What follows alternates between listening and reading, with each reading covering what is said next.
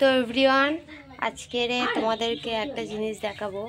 তো দেখো, আমি এখন আনাজ কাটছি, অনেক রকম আনাজ কাটছি। কেন জানো? আজকে মানে আমার সব শ্বশুর শাশুড়িরা সব এক জায়গায় সব রান্নাবান্না হবে, তাই একসাথে রান্নাবান্না হবে সবাই। তো ওই জন্য আনাজ কাটছি। আর এই যে কুন্তলের জন্মদিন, আর সেই রিঙ্কিরও জন্মদিন। চলো দেখাই।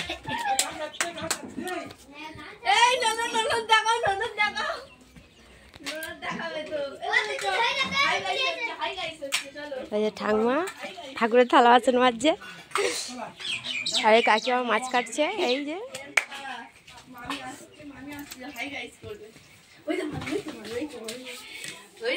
ওই যে আমাদের তুলতুলি আর রিঙ্কির জন্মদিন। রিঙ্কি আর কুন্তলের একসাথেই জন্মদিন। বল হাই।